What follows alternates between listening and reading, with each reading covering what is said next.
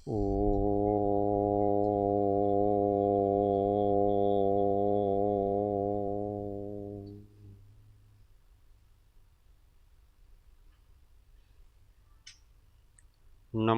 अरिहन्ताणं नमो सिद्धाणं नमो आयर्याणं नमो उवज्झायाणं नमो लोये सव्वसाहुणम् एषो पञ्चणमुक्कारो सव्वपावपणासनो मङ्गलाणं च सव्वेसिं परमं हवै मङ्गलम्।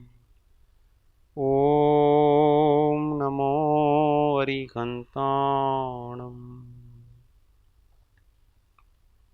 महादेव्या कुक्षिरत्नं शब्दजितर्वात्मजं राजचन्द्रमहं वन्दे तत्त्वलोचनदायकम्।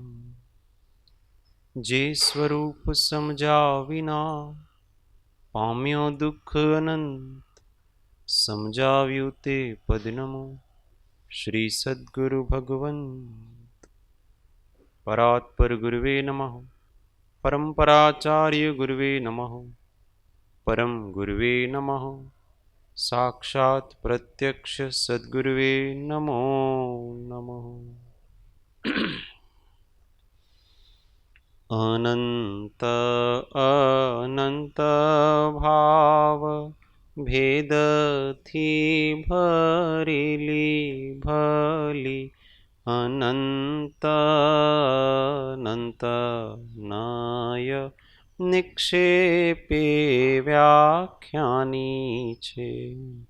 સકલ જગત હિત કારિણી હારિણી મોહ તારિણી ભવાબ્ધિ મોક્ષ ચારિણી પ્રમાણી છે।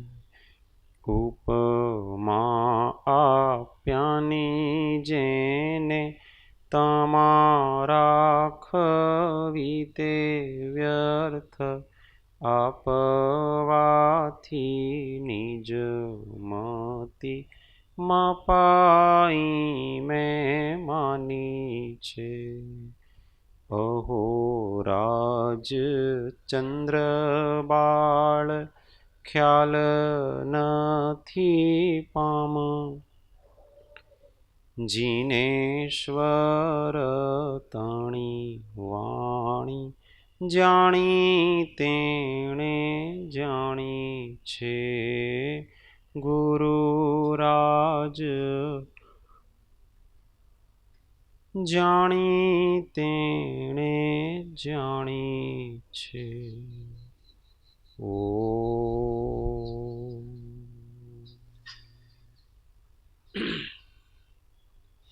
જય સદગુરુ જય।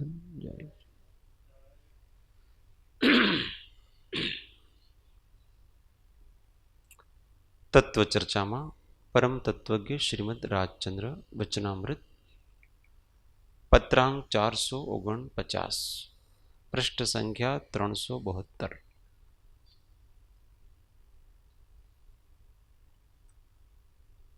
સેકન્ડ નીચેથી સેકન્ડ લાસ્ટ ફકરો। આત્માને ભિન્ન ભિન્ન પ્રકારની કલ્પના વડે વિચારવામાં લોક સંજ્ઞા, ઓગ સંજ્ઞા અને અસત્સંગ એ કારણો છે। જે કારણોમાં ઉદાસીન થયા વિના નિસત્વ એવી લોક સંબંધી જપ તપાદી ક્રિયામાં સાક્ષાત મોક્ષ નથી, પરંપરા મોક્ષ નથી એમ માન્યા વિના નિસત્વ એવા અસત શાસ્ત્ર અને અસદ ગુરુ જે આત્મ સ્વરૂપને આવરણના મુખ્ય કારણો છે તેને સાક્ષાત આત્મઘાતી જાણ્યા વિના જીવને જીવના સ્વરૂપનો નિશ્ચય થવો બહુ દુર્લભ છે, અત્યંત દુર્લભ છે। જ્ઞાની પુરુષના પ્રગટ આત્મ સ્વરૂપને કહેતા એવા વચનો પણ તે કારણોને લીધે જીવને સ્વરૂપનો વિચાર કરવાને બળવાન થતા નથી। લોકસંજ્ઞા, ઓગસંજ્ઞા, અસત્સંગ એના વિશે વિચાર કર્યો હતો કાલે. તો એવા જે કારણોમાં ઉદાસીન થયા વિના નિસત્વ એવી લોક સંબંધી જપ તપાદી ક્રિયામાં સાક્ષાત મોક્ષ નથી. એટલે કે જે ધર્મ એટલે ધર્મ ક્રિયા જપ તપ આદિ જે પણ હોય તે લોક સંજ્ઞાથી કરવામાં આવ્યું હોય, ઓગ સંજ્ઞાથી કરવામાં આવ્યું હોય અને અસત્સંગ એટલે કે જાણ્યા વગર અથવા કુસંગથી કરવામાં આવ્યું.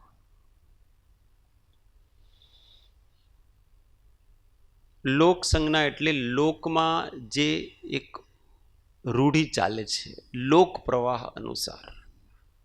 ઓગ સંજ્ઞા એટલે જાણ્યા વગર ધર્માદિ ક્રિયા, રૂઢિગત. અને અસત્સંગ એટલે સાચા સત્સંગના અભાવથી મનમાં જે આવે તે પ્રકારથી. આ ત્રણ કારણોથી જો ધર્મક્રિયા કરી હોય તો કહે છે કે તે સાક્ષાત મોક્ષ નથી, પરંપરા મોક્ષ પણ નથી. એમાં સાક્ષાત મોક્ષ તો થાય જ નહીં ને પરંપરા મોક્ષ પણ નહીં થાય, કેમ કે તે પુણ્યનું કારણ પણ નથી. શા માટે?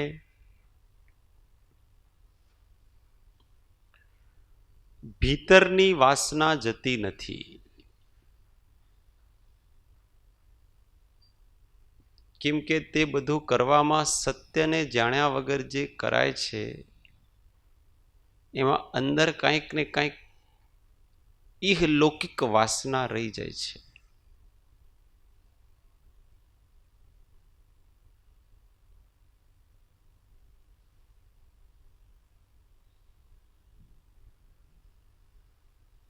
લોભ કશાય છે તે અત્યંત ગહન છે. જાત્યાંતર થઈને વારંવાર આવ્યા કરે છે.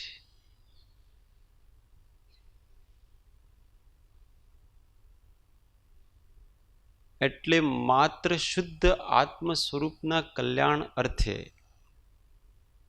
ધર્મ સાધન કરવા તે પ્રગટ આત્મ સ્વરૂપ એવા સત્પુરુષના સાનિધ્ય વગર સમજાય નહીં. કે આત્મલક્ષ્યથી કેવી રીતે કરવા એ વસ્તુ સમજવી એ નિર્મળ પુરુષ, નિર્દોષ પુરુષ, સંત પુરુષના આશ્રય વગર સમજાય નહીં. કાં તો એમાં અહંકાર આવે, કાં તો એમાં લોભ આવે. બે વસ્તુઓ હોય. અહંકાર એટલે દર્શન મોહ. મેં આ કર્યું, હું આ કરું છું. કરતાપણાનો અહંકાર જાય નહીં એમાં, ધર્મ ક્રિયામાં, ધર્મ સાધનમાં. અને બીજું લોભ એટલે દર્શન મોહ, અરે ચારિત્ર મોહ. કંઈક ને કંઈક અંદર કંઈક ઈચ્છા, જગતની વાસના રહી જતી હોય છે. ને ઘણું કરીને આ મહાત્મા પુરુષના સત્સંગ વગર આ બધું જતું નથી. એટલે મેં કીધું કે પરંપરા મોક્ષ પણ નથી.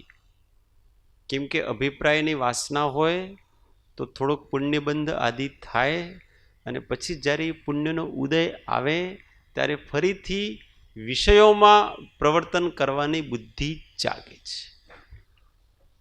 એટલે જ્યાં કુતપ કરે છે ઇત્યાદિ જે છે ને એ લોકોને અહીંયા વાત કરી છે. મહાત્મા પુરુષના આજ્ઞા વગર અને સમજ્યા વગર જે કરે છે એવા બાળજીવોની હાલત અહીંયા કીધી છે. તો કે છે કે એમાં સાક્ષાત મોક્ષ નથી, પરંપરા મોક્ષ નથી એમ માન્યા વિના નિસત્વ એવા અસત શાસ્ત્ર અને અસત ગુરુ જે આત્મ સ્વરૂપને આવરણના મુખ્ય કારણો છે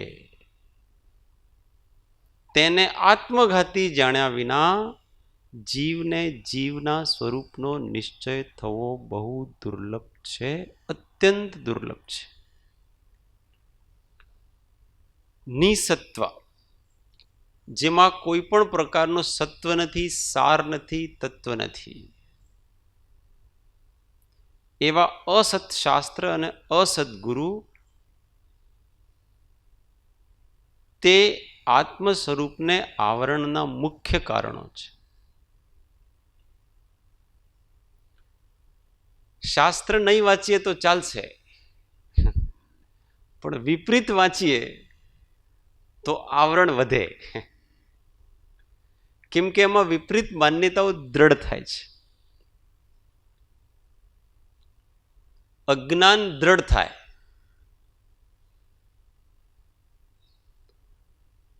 આપણે મુંબઈ જવું હોય કે દિલ્હી જવું હોય અને મુંબઈ જવાવાળા દિલ્હીની ટ્રેનમાં બેસી જાય તો શું થાય?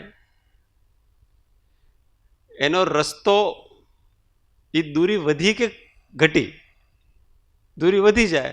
જેમ જેમ પેલો આગળ વધે તેમ મુંબઈ દૂર થતું જાય છે. એમ અહીંયા અસત શાસ્ત્ર અને અસદગુરુ એક એવા કારણો છે કે આ મોક્ષનો માર્ગ કમ કરવાને બદલે તે વધારી દે છે.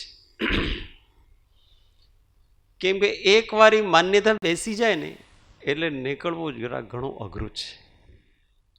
વ્યક્તિ સત્ય સ્વીકાર જ નહીં કરે. શા માટે? અમારે ગુરુ આમ કહીને ગયા છે, ગુરુના વચન પ્રમાણ છે, ને અમારા ગુરુ તો આ પ્રકારથી કહીને ગયા છે, ને અમારા શાસ્ત્રમાં આવી રીતે લખ્યું છે, એટલે અમે તો અમારા ગુરુના વચન પકડીને રાખીશું અને અમારા શાસ્ત્ર પકડીને રાખીશું.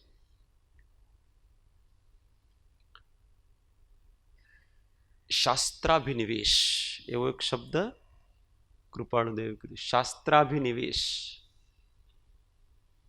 મતાભિનિવેશ, ગુરુ અભિનિવેશ. ખોટી વાત હોય ગુરુની તો પકડીને રાખે. અમારા ગુરુ ખોટા થઈ નહીં શકે.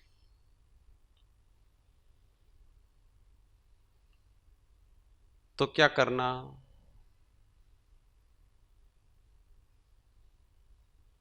આપણને તો ખ્યાલ નથી ને કે કોણ સાચા ને કોણ ખોટા. પહેલા તો આજ્ઞાથી જ ચાલવું પડે આપણને. તો નક્કી કેવી રીતે કરવો કે આ અસત શાસ્ત્ર છે અને અસદગુરુ છે? પ્રથમ નક્કી કેવી રીતે કરવું? અને આ સત્શાસ્ત્ર છે ને સદગુરુ છે, એ નક્કી કેવી રીતે કરવો? એટલે મોક્ષ માર્ગ છે ને એમાં ચાલવા માટે વિવેકની આવશ્યકતા છે. માત્ર ભાવનાઓથી મોક્ષ માર્ગમાં ચલાતું નથી, વિવેક સાથે જોઈએ છે. ભાવનાઓથી આ અનાદિકાળથી જીવ ચાલ્યો છે. સંસારના કોઈ કારણથી દુઃખી થઈ જાય, કષ્ટ આવે, વૈરાગ આવે, પછી એમની કુળ પરંપરાના ગુરુ આદિ જે હોય, શાસ્ત્ર આદિ, તે તરફ વળે કે કંઈક આપણને શાંતિ મળશે. ભાવનાઓથી વળ્યો છે, સારું છે, ઉત્તમ છે, કશાય મંદ થઈ છે, પણ યથાર્થ વિવેક નહીં હોવાથી સાચી વસ્તુ પકડમાં આવતી નથી.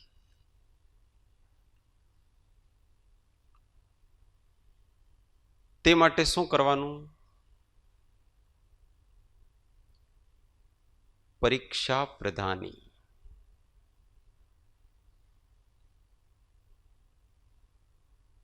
અઘરો લાગે છે આપણને. પરીક્ષા પ્રધાની થો. પરીક્ષા પ્રધાનીનો અર્થ એવો નથી કે ગુરુના ને શાસ્ત્રના વચન ઉપર શંકા ઉપાડવી, એવું નથી. પણ જે વચનો છે એ વચનોને અંગીકાર કરીને પ્રયોગ કરીએ તો એ વચનોનું ભાવ ભાષણ થાય છે કે નથી થતું? જો વસ્તુ અનુભવ ગમે નહીં થતી હોય, જે લખ્યું છે તે, તો સમજવું કે નિસત્વ છે. એટલે જીવ ધર્મ તરફ વળે છે, પણ ધર્મને અનુભવ કરવાનો પ્રયત્ન નથી કરતો. જો અનુભવ કરવાનો પ્રયત્ન કરે તો સાચો ખોટો તરત ખબર પડી જાય, પણ બહાર બહાર જ ચાલે છે, અંદર ચાલતો નથી. અને ખોટા વચનોથી, અસત શાસ્ત્રોથી ભીતરની શુદ્ધિ કોઈ કાળે નહીં થાય. અસદગુરુથી કોઈ કાળે ભીતરની શુદ્ધિ થાય નહીં.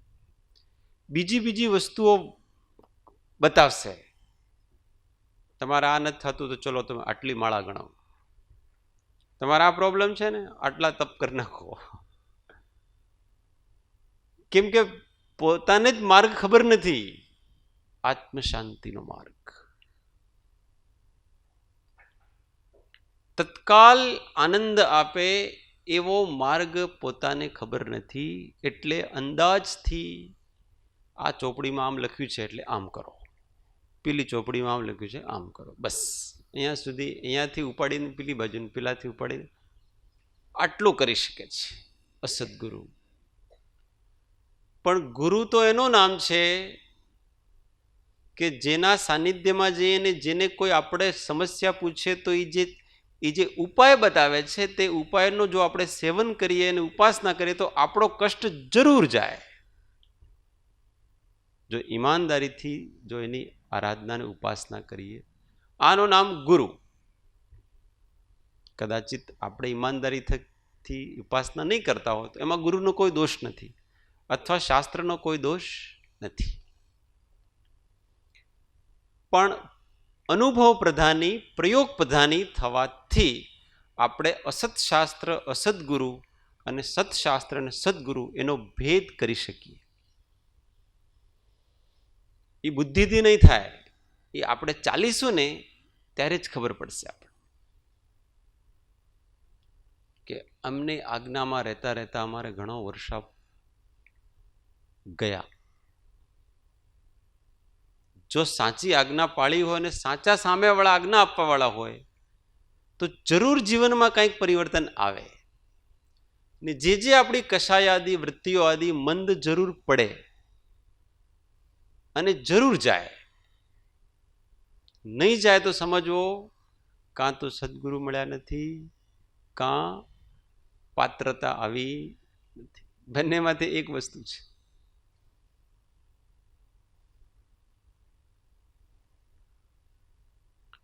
એટલે તે અસત શાસ્ત્ર છે ને તેને આત્મઘાતી જાણ્યા વિના જીવને જીવના સ્વરૂપનો નિશ્ચય થવો બહુ દુર્લભ છે, અત્યંત દુર્લભ છે.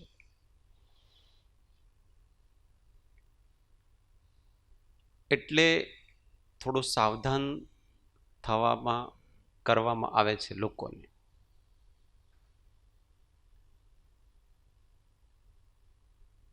ધર્મ છે ને તે ધર્માત્મા પાસે મળી શકે છે, સત્ય છે તે સત્પુરુષ પાસેથી મળી શકે.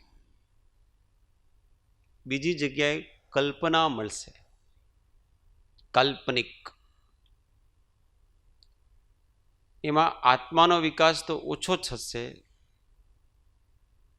ભૌતિક વિકાસ ઇત્યાદિ થઈ શકે છે.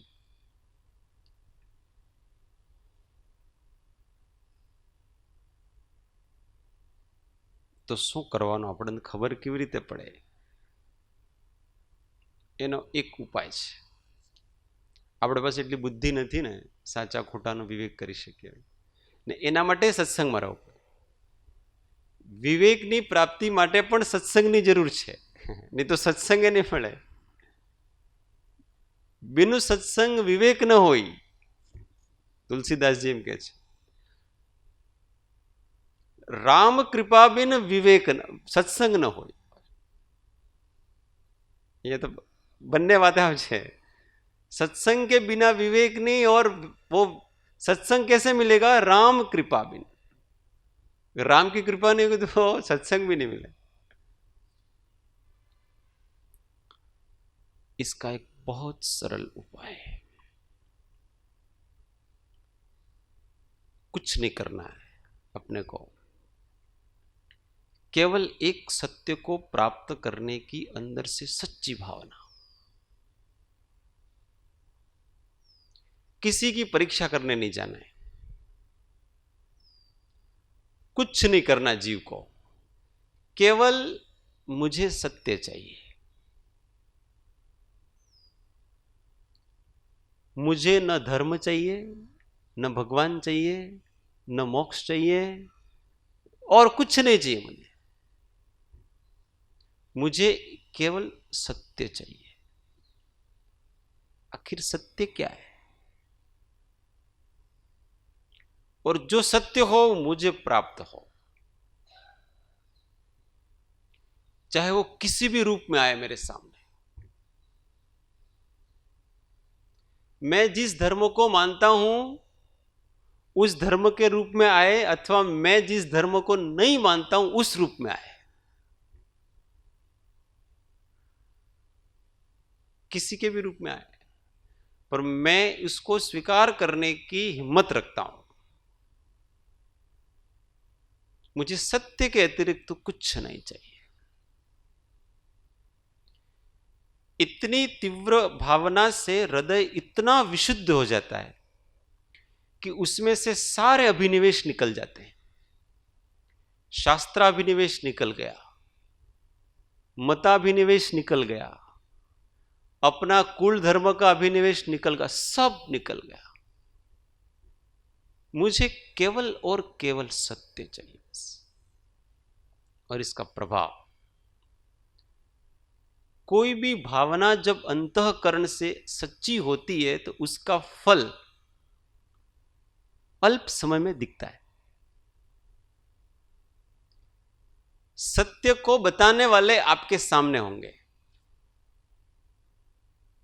सारे निमित्त ऐसे मिल जाएंगे कि आपको सत्य का साक्षात्कार हो सकता है। भावना यहां तक फल दे सकती है। आपने भावना की थी मुझे सत्य चाहिए, देखो सामने साक्षात है। अब आप इसको पहचानो। पहचानने की क्षमता जीव की होनी चाहिए, और वास्तव में सच्ची भावना है, पहचान भी होगी। पहचानने के लिए भी बुद्धि की जरूरत नहीं होती है। विवेक क्या पता है? निर्मल बुद्धि का नाम विवेक है। उसमें जो निर्मलता है ना, वो हृदय का सूचक है, दिल का सूचक है। पहचान किसी की दिमाग से नहीं होती, पहचान दिल से होती, हृदय से होती।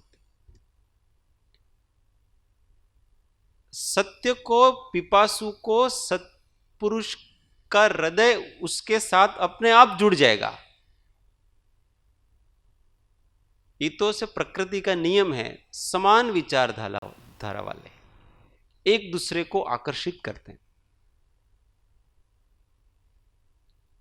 प्यासा कुएं के पास ऑटोमेटिक पहुंच जाता है।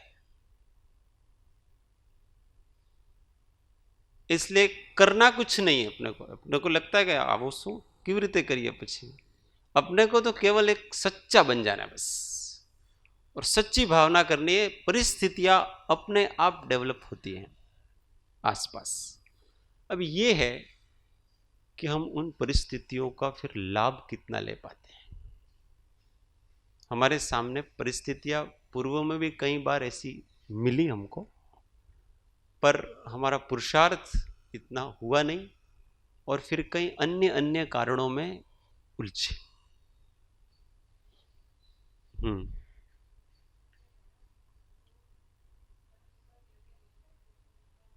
299। हाँ,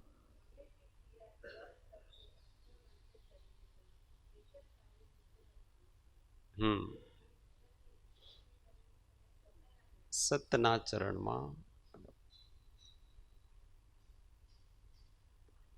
वास्तविकता यह है कि हमारे भीतर हम सत स्वरूप हैं। जब हम ऐसा कहते हैं ना सत्पुरुष, तो सामान्य जीव की दृष्टि बाहर जाती है। सत और पुरुष ये दो शब्द हैं। पुरुष का अर्थ आत्मा होता है और सत का अर्थ सत्य होता है। आत्मा ही सत है। आत्मा मतलब कौन? हम।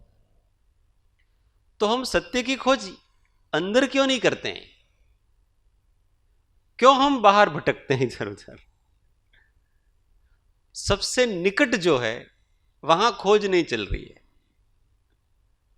और बाहर की खोज में इतने लगे हुए हम कि सामने वाला साचा है कि नहीं, उसमें हम इतने उलझे हुए हैं।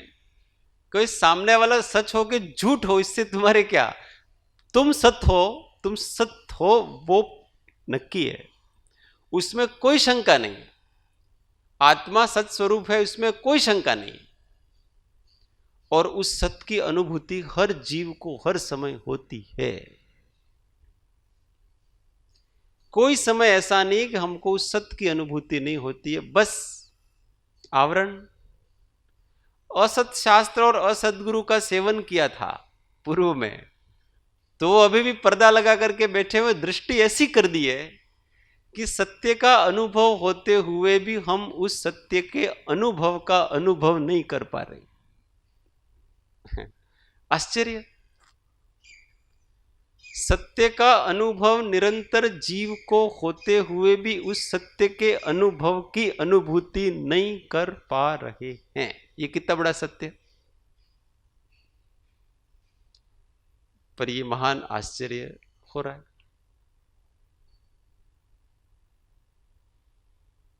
हम आत्मा है कि नहीं, और इस समय हम आत्मा है कि नहीं। अनात्मा क्या है?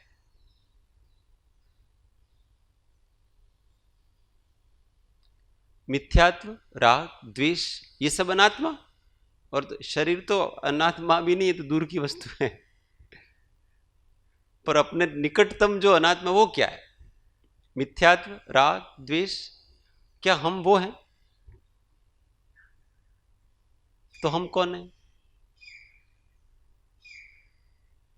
इसी की खोज।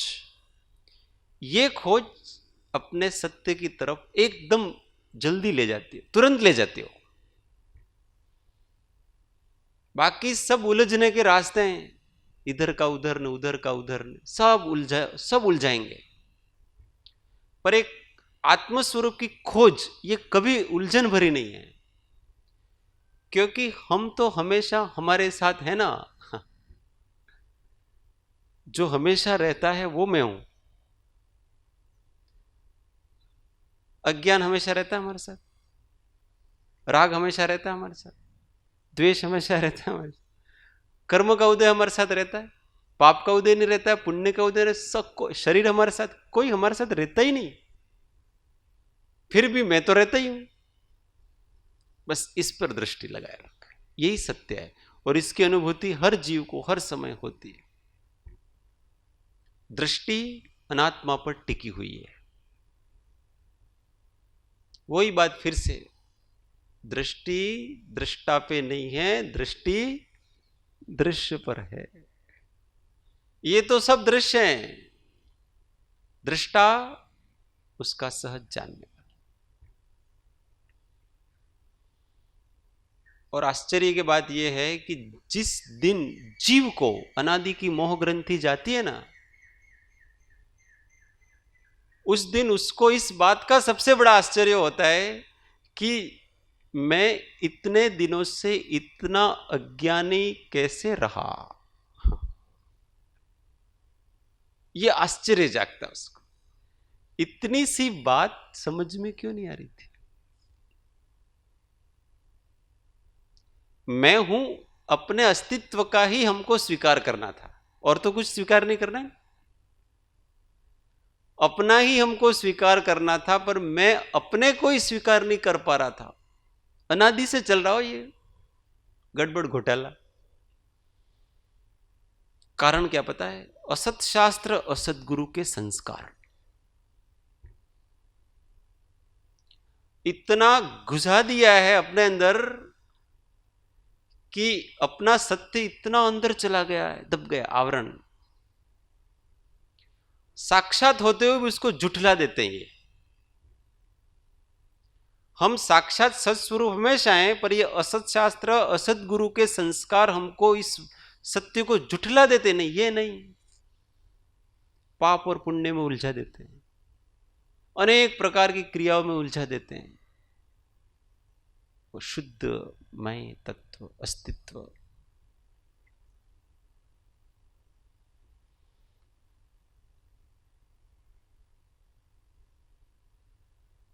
कुछ ज्यादा नहीं करना है, शांति से बैठ करके मैं कौन हूं इसका निर्णय करके उसको स्वीकार करना है प्रेम से,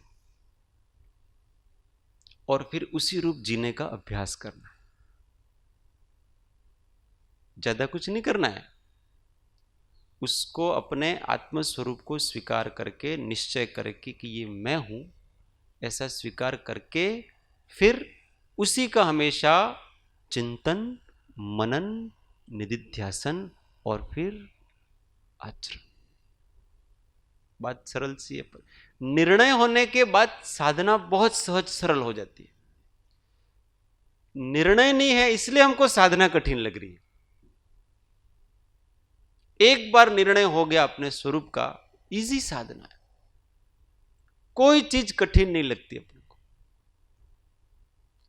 घणो अघरू लागे छो, है ही नहीं जरा भी, निर्णय नहीं है ना आत्म स्वरूप का, सहज स्वरूप का, इसलिए कठिनाई आती। सदगुरु उस निर्णय, सदगुरु के सानिध्य में और सदगुरु के साक्षात्कार से ही वो निर्णय होता है। आज तक तो ऐसा ही हुआ है, अनादि से ऐसा ही हुआ आज तक तो, कि किसी सत्पुरुष के सानिध्य में रहने से ही ऐसी स्फुरणा होती है। ये ही निमित्त नैमित्तिक संबंध है। देशनालब्धि हमेशा आचार्य से होती है। अब ये सिद्धांत कभी न कभी जब प्रथम बार आपको देशनालब्धि हुई, जो बोध बीज पड़ता है ना, वो किसी आचार्य की, मतलब गुरु की, वहीं से देशनालब्धि होती है, उसका बीज पड़ जाता है। और हो सकता है फिर वो बीज धूमिल पड़ता है, किसी और जन्म में बिना आचार्य के उस बोध बीज से सहज स्वरूप का अनुसंधान हो जाता है। ऐसा होता है, पॉसिबल। पर उसका सेवन किया होगा सहज स्वरूप भूत पुरुष का, किसी भव में तो करना ही पड़ेगा। तो वो बोध बीज है, और वो बोध बीज तो फिर देखो, बीज डालने वाला तो कोई होना ही चाहिए। बीज अपने आप होता है फिर वृक्ष, किसी को तो भूमि में डालना होगा ना। हाँ, तो कोई डालता है, पानी देता है, सब करता है, अपने सानिध्य रूपी पानी। ये सृष्टि का नियम है आज तक अनादिकाल से, कि सत्य के पिपासु को सत्पुरुष मिला। ऐसा कभी नहीं हो सकता है कि सत्य का पिपासु हो और उसको सत्पुरुष नहीं मिले, और उसको फिर सहज स्वरूप समझ में, फिर वो सत्य सत्पुरुष के मिलने के बाद उसका काम क्या है पता है? अपने स्वरूप की खोज करना। इससे अधिक उसका काम दूसरा नहीं रहता है, क्योंकि सत्य का निर्णय तो हो गया ना। अब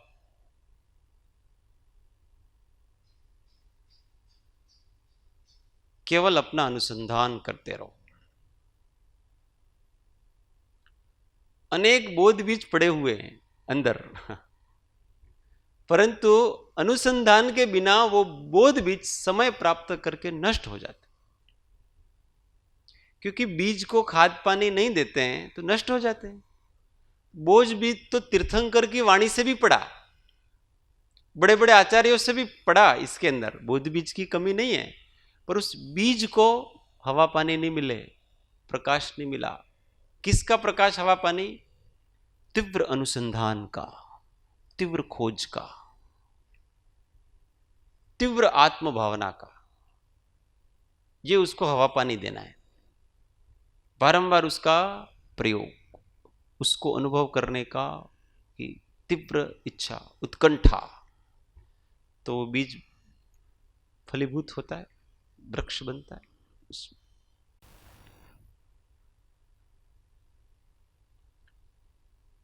આ જ્ઞાની પુરુષના પ્રગટ આત્મ સ્વરૂપને કહેતા એવા વચનો પણ તે કારણોને લીધે જીવને સ્વરૂપનો વિચાર કરવાને બળવાન થતા નથી.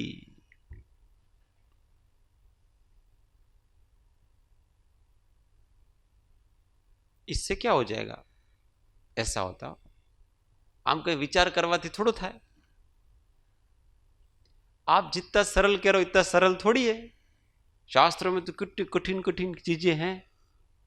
हमने तो अभी तक समय सार भी नहीं पढ़ा है, प्रवचन सार भी नहीं पढ़ा है. हमने तो अभी गोमट सार ने वो तो रह ही गया हमारा. अब जब तक वो सब नहीं होगा तो कैसे आप कहते हो इतना सरल है? वो सब इसी बात को कहने के लिए है कि इसमें जितना विवरण है वो सब विवरण आपके आत्मा का है और वो इतना ही सरल है. उसको समझना जितना कठिन है उससे कई गुना अधिक इस आत्म स्वरूप को समझना सरल है और उसको अनुभव करना उससे सरल.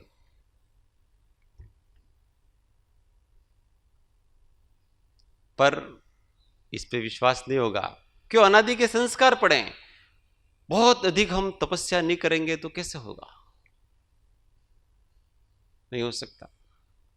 इतने जाप नहीं करेंगे तो कैसे हो सकता है? नहीं हो सकता. स्वरूप की खोज में समस्त प्रकार की तपस्याएं, जप तप आदि सब आ गया.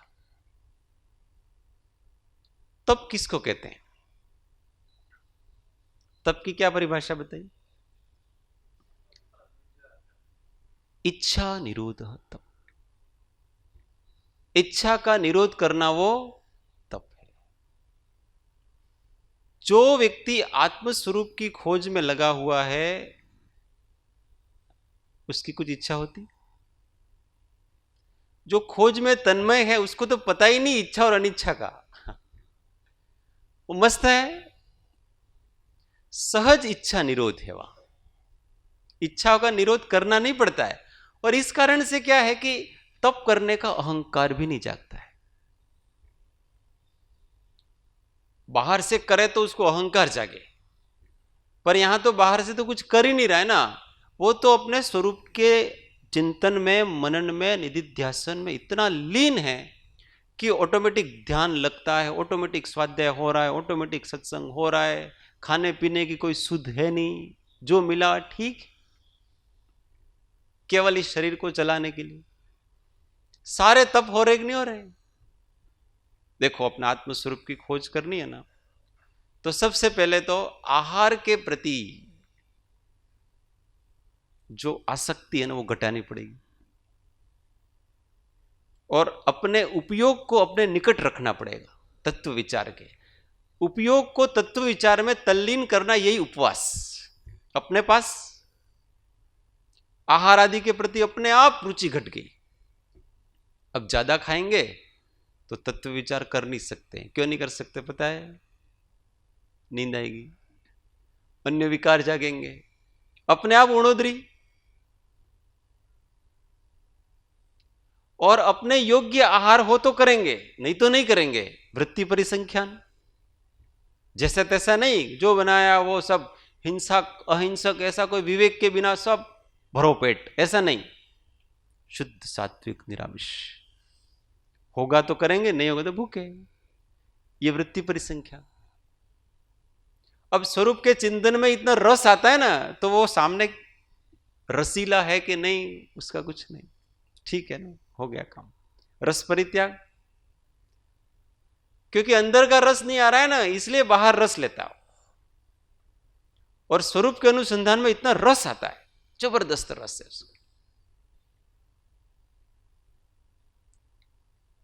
और स्वरूप का अनुसंधान करना है तो हमें किसी की जरूरत नहीं पड़ती है बहुत अधिक. विविक्त शय्यासन, ये तप हो रहा है. अनुसंधान करने के लिए किसकी जरूरत है? यहां ऐसे पालथी लगा के बैठ जाओ, यहां बहुत सारे लोग हैं, तो कोई वो हमारे अनुसंधान में सहायक है क्या? कुछ नहीं, हम तो अपनी जगह पे बैठे हुए. विविक्त शय्यासन, अलग ही बैठे हैं हम, अलग ही है वो. और शरीर का कोई श्रृंगार आदि नहीं, कोई भी कपड़े चलेंगे, कैसा भी चलेगा. एक आध दिन स्नान नहीं हुआ तो भी चलेगा, कोई बात नहीं. काय क्लेश? बहुत सर्दी होगी चलेगा, गर्मी होगी तो चलेगा। अनुसंधान कर रहे हैं, उसमें क्या सर्दी नहीं क्या गर्मी, काय क्लेश? जब वो अनुसंधान करता है आत्मा का, तो उसके अंदर से कचरा निकलता है, दोष निकलते हैं। पहले से तो वो दोष देखता है, कचरा देखता है, उसमें निकालता है, प्रायश्चित। फिर अहंकार आदि दिखता है तो ऑटोमेटिक अवरोध दिखता है, विनय। निरंतर स्वाध्याय में रहता है, स्वरूप का अध्ययन वही तो स्वाध्याय है, स्वाध्याय। अपनी सेवा निरंतर हो रही है वहां, सत्पुरुष की सेवा वो तो वही वृत्ति है, और सत्पुरुष का अनुसंधान ही है वो तो, और ध्यान सहज है। सारे तप उस स्वरूप के अनुसंधान से होते हैं। वो तो नहीं कर पाते हैं ना, इसलिए दूसरी दूसरी चीजें अपने को करनी पड़ती है।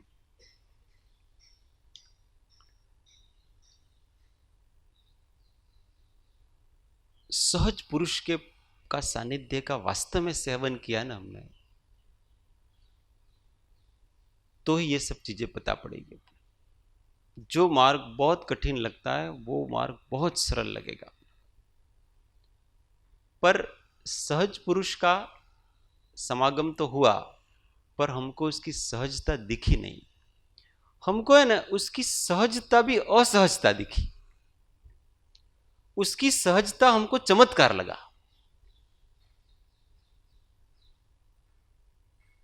होता है वास्तव में, हम उसको चमत्कार के रूप में लेते हैं। आटलू બધું, आटली क्षमा, आटली शांति, चमत्कार है भाई। परंतु वो सहज हुए इसलिए ये सब कर रहे हैं, ऑटोमेटिक हो रहा है। वो व्यक्ति नहीं पकड़ रहा है, चमत्कार को पकड़ के उसको नमस्कार कर रहा है, पर दिख नहीं रहा है उसको। चलता फिरता मुक्त, चलती फिरती मुक्ति नहीं दिख रही। क्यों? क्योंकि हर व्यक्ति कुछ विशेष देखना चाहता है, और वो तो सामान्य है। व्यक्ति को यूं लगता है कि आत्मस्वरूप को प्राप्त पुरुष कोई विशेष होगा। वास्तविकता बिल्कुल उल्टी। आत्मस्वरूप को प्राप्त व्यक्ति बिल्कुल सामान्य। क्यों? क्योंकि आत्मस्वरूप है वो सामान्य है। जीवन में कोई दिखावा नहीं, कोई बनावट नहीं, असत्य नहीं, झूठ नहीं, चोरी नहीं, कुछ नहीं, न कोई आरंभ, न कोई परिग्रह, न कोई योजना, न कोई बहुत बड़े दिखावा, कुछ नहीं जीवन में। कोई भी आए, कोई भी मिले, कुछ भी करे, सब इजी चल रहा है मामला सारा। जरा सा भी कष्टमय जीवन नहीं है। पर ये सब अपन सामान्य व्यक्ति सामने वाला में ये नहीं होता है ना, तो उसको ये चमत्कार लगता है, तो ये चमत्कारिक है ऐसा लगता है। तो चमत्कार से प्रभावित है वो, सहजता से प्रभावित नहीं। और हम भी सहज हो जाएं, वही हो जाए। जिस दिन आत्मस्वरूप का सच्चा साक्षात्कार होता है ना, तो ऐसे ही होता है, सहज स्वरूप। किसी पुरुष के पुण्य आदि की विभूति प्रकट होती है तो बाहर में ऐसा भक्तित्वपना और ऐसा प्रभाव वगैरह होता है। किसी के नहीं होता, ही शांत है वो, उसको पहचानना बहुत कठिन है। पुण्य का उदय होता है तो कदाचित उसको पुरुष को पहचान लेते हैं। किसी का पुण्य, अभी बहुत पुण्यवान सत्पुरुष नहीं होते इस जगत में, अल्प पुण्यवान सत्पुरुष ही इस जगत में अभी होते हैं, क्योंकि बहुत लोग पहचान सकें ऐसी योग्यताएं अभी वर्तमान में, क्योंकि इजी वस्तु को पहचानना है ना बहुत कठिन है। क्यों? क्योंकि ये जीव असत्संग से, असतगुरु के बोध से, ये जीव है वो विशिष्ट हो चुका है और विशिष्ट की आशा रखता है। और और स्वरूप है वो सामान्य है।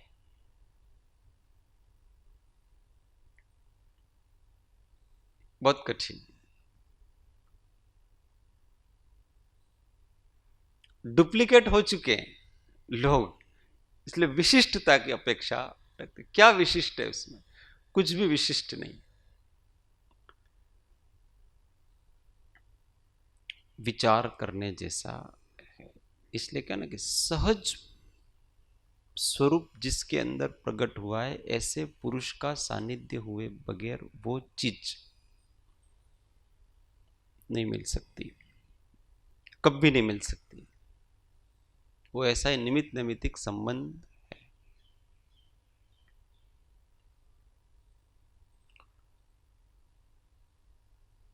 હવે એવો નિશ્ચય કરવો ઘટે છે કે જેને આત્મ સ્વરૂપ પ્રાપ્ત છે, પ્રગટ છે, તે પુરુષ વિના બીજો કોઈ તે આત્મ સ્વરૂપ યથાર્થ કહેવા યોગ્ય નથી, અને તે પુરુષથી આત્મા જાણ્યા વિના બીજો કોઈ કલ્યાણનો ઉપાય નથી.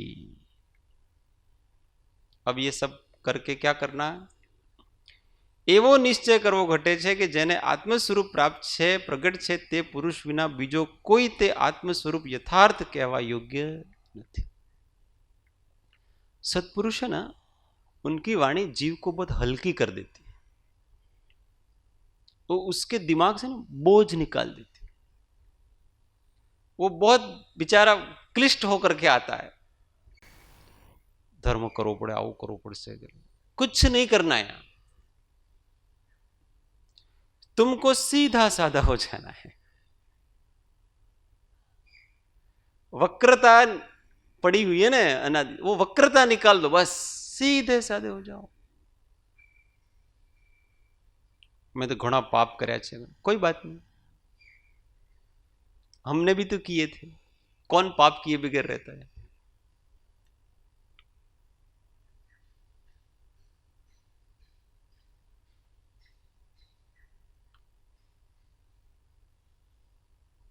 कुछ भी किया हो आपने, परंतु वर्तमान क्षण में आप चैतन्य हो, है कि नहीं? आप पहले कुछ भी करके आए,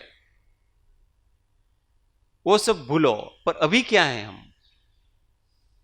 हम अभी आत्मा है कि नहीं? तो वर्तमान के सत्य को हम क्यों स्वीकार नहीं करते?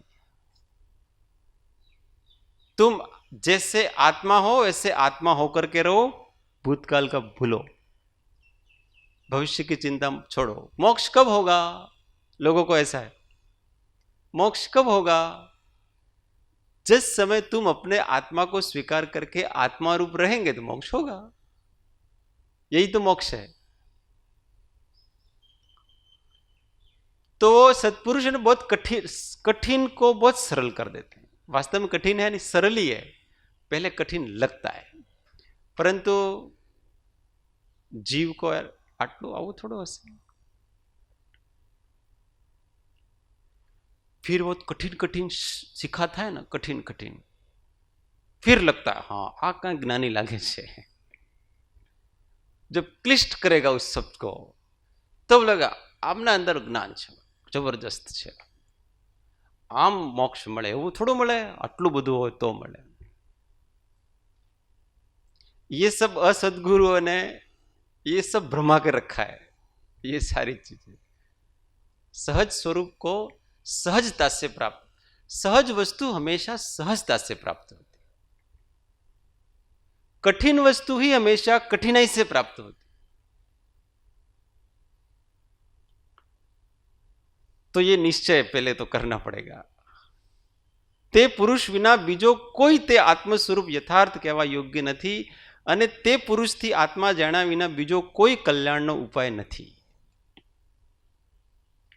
તે પુરુષથી આત્મા જાણ્યા વિના આત્મા જાણ્યો છે એવી કલ્પના મુમુક્ષુ જીવે સર્વથા ત્યાગ કરવી ઘટે છે.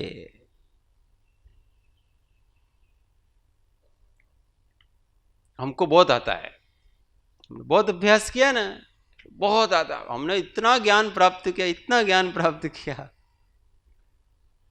और जीवन में इतने सारे तप किए, इतने सारे ये कि इन सब का आत्मा से वास्तव में कोई संबंध नहीं. क्या वर्तमान में आप सहज शांत हैं? किए हो भूल जाओ सब। वर्तमान क्षण का सत्य क्या है? वर्तमान में हम चेतना है तो हम चेतना रूप होकर रहें। वास्तव में ये स्वरूप का अनुसंधान भी क्या है पता है? जो हमारे अंदर जो शुद्ध चेतना है उसके साथ जो विकारी स्वरूप अनात्मा मिल गया ना, उस अनात्मा के आवरण को दूर करने का जो पुरुषार्थ है उसी का नाम आत्मा की खोज है। आत्मा को प्राप्त करना आत्मा की खोज नहीं है, आत्मा तो है ही वहां, परंतु उसको ढूंढ ढूंढ करके अनात्मा को दूर करना, इतना ही जीव का पुरुषार्थ। और वो भी कैसे? शांत भाव से, आत्मा में स्थिर होकर के आत्मा का अनुसंधान करना है। क्योंकि आत्मा मिला ही नहीं तो आत्मा को स्थिर का है, इसलिए सबसे पहले निश्चय है। जब तक निश्चय नहीं है तो आत्मा का अनुसंधान कैसे करेंगे? मुझे यह प्राप्त करना है, इसका निश्चय होना चाहिए, और इसका स्वरूप यह है, ऐसा निश्चय होना चाहिए। तो शांत होकर के ही शांत स्वभावी आत्मा को प्राप्त किया जा सकता है।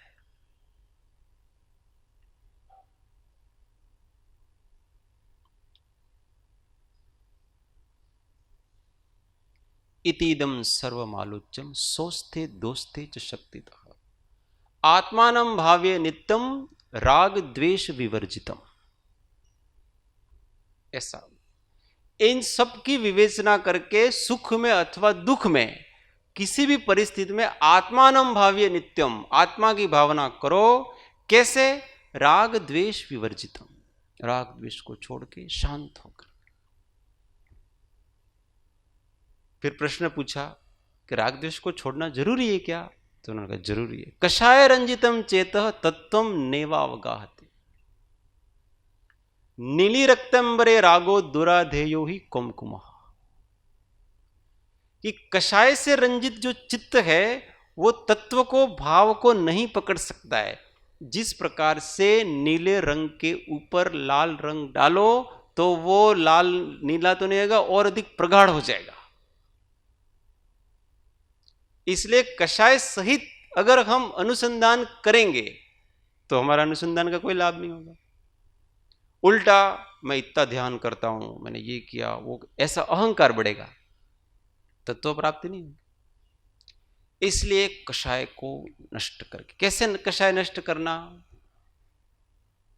इस जगत में किसी भी द्रव्य से मुझे किंचित भी कोई राग द्वेष नहीं, इष्ट अनिष्ट अपना नहीं है, मुझे कुछ प्राप्त करना नहीं है, मेरा कोई दुश्मन नहीं है।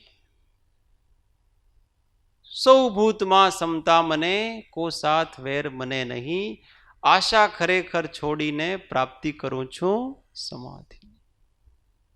ऐसा भाव करके, तन्मय होकर के, शांत होकर के, आज के पहले जो जो हुआ वो भूल चूक इच्छा में दुख, ऐसा करके जब जीव बैठता है ना शांति से, देखो भगवान आते कि नहीं आते।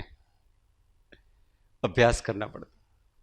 ऐसी वारंवार भावना करेंगे तो भी अंदर से और अनेक प्रकार के विकल्प जागेंगे। कोई बात नहीं, जागने दो, क्या कर लेंगे अपना। वही की वही भावना निरंतर, वही की वही भावना निरंतर। जितनी बार शत्रु आए उतनी बार शस्त्र चलाओ। कौन सा शस्त्र? सहज भाव का। जो भी आए अंदर से, मैं सहज शांत चेतन हूं, मेरी शांति को कौन नष्ट कर सकता है? किसी कर्म की हिम्मत है कि आप मेरे को अशांत कर दे?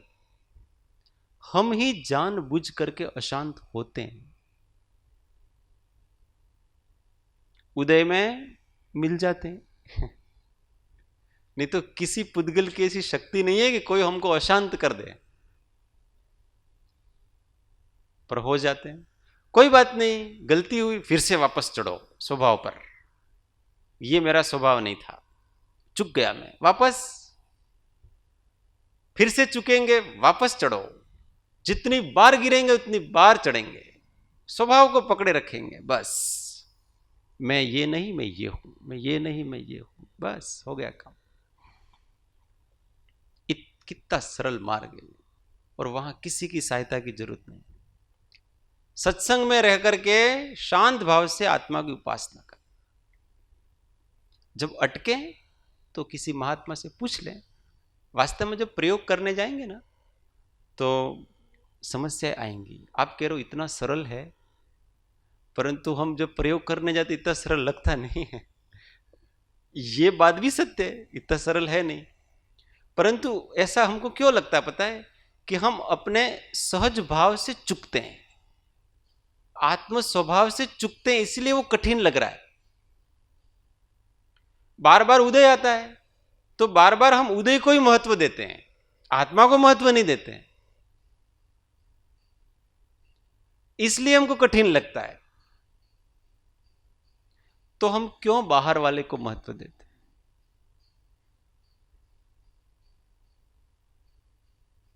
बैठे हैं सामने, એટલા બધા વિચારો આવે છે તો કોઈ વિચાર अच्छा आपके रोकने से रुकेंगे? रोकने का प्रयत्न करो, नहीं रुकेंगे। शांत रहो। ये विचार मेरे स्वरूप को नष्ट नहीं कर सकते। क्या कर लेंगे बताओ? अच्छा बहुत क्रोध आ गया, बैठे हो कर नहीं रहे, क्या कर लेगा वो क्रोध? इस चेतन को जड़ बना सकता हो? नहीं बना सकता है ना। आज तक कितना हमने अनंतानुबंधी क्रोध किया, न प्रति कितने सारे क्रोध किए। इस चेतन को जड़ जड़ किया उसने? नहीं किया, उसकी ताकत नहीं है। मुख्य बात यह है कि मैं कौन हूं, मेरा अस्तित्व हमेशा रहता है, उसको कोई कुछ नहीं कर सकता। सत चित आनंद, उसमें चित्त और आनंद आवृत हो सकता है कर्म से, सत आवृत नहीं हो सकता। इस चीज को पकड़ लेना तो हम साधना का रहस्य पकड़ ले। हम जो नहीं कर सकते वो करना चाहते हैं, हम आनंद प्राप्त करना चाहते हैं, हम ज्ञान प्राप्त करना चाहते हैं, और वो आवृत है, वो आवरण है उसके ऊपर। पर अगर हम उस ज्ञान और आनंद का लक्ष्य नहीं रख करके सत का लक्ष्य रखें, जो कभी नष्ट नहीं हो सकता, ज्ञान आवृत हो सकता है, अभी है ही ना हमारे अंदर तो केवल ज्ञान स्वभाव है, पर अभी कहां है? 1 मिनट पहले का नहीं जानते, 1 मिनट बाद का नहीं जानते। आनंद का हमारे अंदर तो परमानंद है, अंदर बढ़ा, पर अभी कहां है? नहीं है ना। तो ये दोनों चीजें तो उसकी ओर मत भागो, दृष्टि का रखना अस्तित्व पर, कि वो मेरे से कभी अलग नहीं होता है, मैं अपने से कभी अलग नहीं होता हूं कभी भी। बस वहां जैसे दृष्टि गई, ये ज्ञान और आनंद के फव्वारे उठे नहीं। वास्तविक तो यही है ना कि जैसे ही अपने नित्य स्वरूप पे दृष्टि जाती है, अपने अस्तित्व पर दृष्टि जाती है, जो नष्ट नहीं होता है कभी, उसको कोई क्रोध नहीं रोक सकता है, कोई मान नहीं रोक सकता है, कोई कर्म का आवरण नहीं रोक सकता है, कोई कुछ नहीं कर सकता अपने अस्तित्व को। जैसे ही उस नित्य ध्रुव स्वभाव पर दृष्टि गई और अंदर अपने आप उपशांतता आई, ज्ञानावरण भी चला जाता है, मोहनी भी चला जाता है, सब चले जाते हैं और सहज शांति आनंद आ जाता है। इसलिए जो वस्तु पकड़ने जैसे ना वो पकड़ना, हम आनंद को निकालना चाहते हैं। ये आनंद को निकालने की जो इच्छा है ना, वो ही बाधा है। हम क्यों आनंद चाहते हैं? नहीं चाहिए हमको आनंद, मैं तो संतुष्ट हूं। ये विचार आनंद पैदा करता है, ये दृष्टि आनंद पैदा करती, क्योंकि आनंद कहीं है थोड़ी, आनंद स्वरूप है हम। और जब हमारे अंदर कोई इच्छा नहीं रहेगी, कोई विकल्प नहीं रहेगा, कोई अभिप्सा ही नहीं रहेगी, तो आनंद ही है। किसी को पाने की इच्छा है ना, वो ही उसको दूर रखती है। कुछ नहीं पाना है, मैं जो हूं वैसा रहूं। मैं सहज हूं, शांत हूं, तो मैं सहज ही रहूं, शांत रहूं, निराकुल रहूं। ये सब सहजात्म स्वरूप जो पुरुष हुआ है ना, जिसकी दृष्टि ऐसी निर्मल हुई है, ऐसे पुरुष के वचनों से ही ये सब हो सकता है, इसके सानिध्य से हो सकता है, ऐसा कृपालुदेव यहां बताना चाहते। नेक्स्ट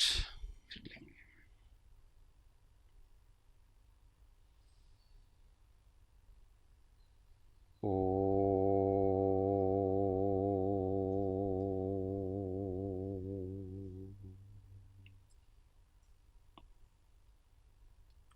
सुखधाम अनंत सुसंत चही, दिन रात्र रहे ध्यानमयी, पर शांति अनंत सुधामय जे, प्रणमो पद तेवर ते जय।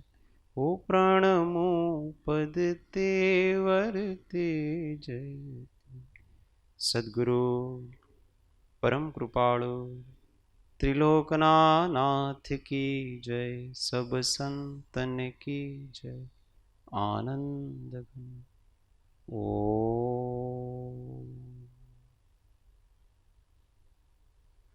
1 मिनट मौन, आत्म अनुसंधान।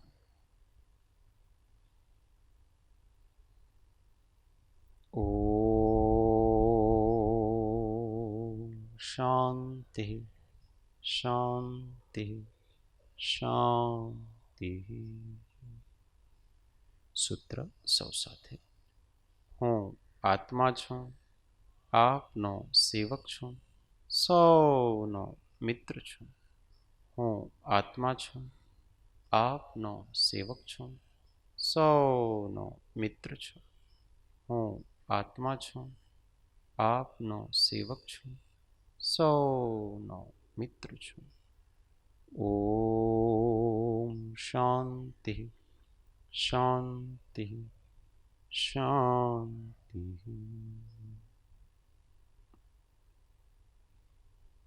जय सद्गुरु।